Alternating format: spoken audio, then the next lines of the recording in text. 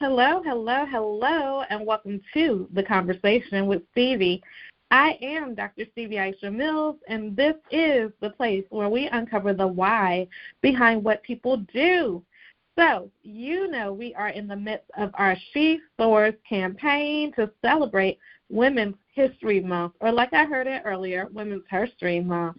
This is a time where we get to meet phenomenal women who are making things happen. And so, just to introduce myself, I am someone who loves to see Christian women get seen and get paid online, so that's why I've made my life's mission and work. And today we have an extra special guest. Ayanna, how are you doing? I'm doing fine. Thank you very much. Yay, yay, yay, yay. Super excited to have you here with us. Please do go ahead and introduce yourself. Thank you so much. Thank you so much for having me. I am Ayanna Mills Ambrose, also known as the Queen of Best-Selling Books. I am a licensed and ordained evangelist. I am a best-selling book coach and publisher and an 18-time best-selling author. And what I do is I help women and experts and entrepreneurs to get this story together out of their head onto paper so that they can become a published author. And my specialty is creating Amazon best-selling authors through writing, marketing, and book publishing. Yes. That's exciting. You know that I get very excited about authors, and this conversation is going to be amazing because I heard that you have something new coming for the people. So talk to us about this new project you have. Yes, and it's amazing. It's very timely. We just came off of Black History Month, and now we're on Women's History Month. And the new project that I have coming is a book collaboration, which is also known as an anthology. And what an anthology is, a book of authors who write one story, but they get to become the author and market the entire book. It's a way for women who are very busy to get a book that they can sell at speaking engagements and events.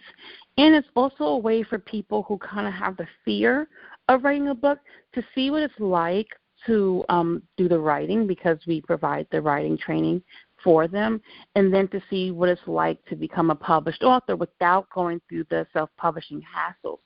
So it's kind of like I say, it's the single before the album, and this one is geared specifically to Black women in America, and it's called Black Women in America, How to Win When You Do Not Fit In. Ooh, that's spicy. I love that title. Yes, honey. It's amazing. So how did you come about this amazing work? That's interesting. Yeah, because, I'm a Black woman in America. I'm a business owner. I've been a business owner for 5 years, but I was a corporate America worker, you can say, for about 22 years. And during that time, it was not always easy. Actually, it was pretty stressful since the pandemic hit.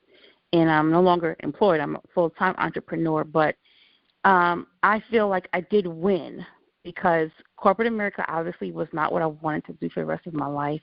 But while I was in it, I was able to learn a lot, and I was able to save a lot of money so that I didn't have to depend on a corporate job. So I was able to win from a financial standpoint. So my story is I want to help other women who are in corporate America or who are working jobs that they really don't like, how to win and come out with $1 million net worth like I did, so that they can start their businesses and do whatever they want, spend more time with their children without worrying about how they're going to pay their bills. Yes, ma'am. Talking my language now. Transferable skills pay the bills. And so with that being said, what are some of the transferable skills that you've used the most when it came to growing your own business that you utilized in corporate America as well? Oh, yes. Those corporate America skills are very crucial. I was very big on marketing and sales, so I was like a production leader. So I learned about marketing not just from one place, but marketing from different states and in different states. So I learned how to grow my portfolio to not just be in one location, which I'm in Atlanta. I learned how to branch out to other states in the United States and even other countries. I also learned a lot about business and how it works. So I understand the sales, how to do the sales projections. I understand the accounting. I understand pretty much everything that it takes to be a business owner. And now I'm able to help a lot of authors to start their business. And I actually did get certified in business coaching so that I can help them. But those marketing skills are transferable. I remember when I would go marketing, I would have like a spiel ready, and I would call it the 3 C's of marketing. And it's the same thing I do with book publishing. I have the 3 C's of book publishing. So I was successful at selling, and that was due to my marketing. So I took the same marketing tactics and applied it here, such as branding, such as when I go someplace, you will know who I am before you leave that place, in terms of how to stand out in my niche, and which converts into sales. So I'm not afraid to sell. A lot of people are afraid to sell. I'm not, and I believe that is how I've been successful. Let's talk about that. Why do you think people are afraid to sell, and what have you been able to do to open up that standpoint that you're not afraid to do it? Well, I believe that people are afraid to sell because they are afraid of rejection. I am not afraid of rejection. I understand that you may get more no's than you get yeses, but I'm not afraid to make an offer. So you make $0 if you give 0 proposals and offers, but you have a chance of getting the business, so you have to make the sale. You can't be afraid of rejection, and I'm not afraid of rejection. So it's about being prepared. As long as you are prepared to sell, you know your competitive advantages, you know the benefits of what you're selling, and you know who you're selling to, you can do it. You just have to know you're not selling, you're offering a solution to people who have a problem. When you view it as offering a solution, then you are not afraid as much, because I tell people, you have the solution to what they need help with. If you don't offer it to them, you're doing them a disservice. So when it comes to selling, it's important to realize you're not selling something that you're giving. You're offering them a solution to a problem that they're having. I love that. I love that. And so when it comes to being an author, what do you think is the most important reason people should write their book? Perfect. When it comes to being an author, the most important reason people should write a book is that they have the solution to somebody else's problem. And that problem is something that they did that people always come to them for help, or is that something that they've learned that they overcame as a problem. So it starts with a problem. Either it's a problem you had that you write a book to your former self and those in that same target audience, or if you are an expert that people come to you for something, then you write a book about that. So it's important to base it off of a problem, but that's the main reason, because, again, you're offering a solution. You're not just writing a book. You don't have to be afraid of it flopping, because you're solving a problem that you already have the solution for. So you cannot fail. So let's talk about this, because I've heard you mention the word solution a few times. What would you say is important about having a solution that you can create for other people? Okay, that's a perfect question. I love that. So for an example, I just randomly posting on, not randomly, but posting on social media about marketing. And I base it off of a problem that a friend was having. She wasn't converting. Her social media efforts were not converting because she had too much on the flyer. she had too much in the caption. She didn't have a call to action. So it's like she was just doing it.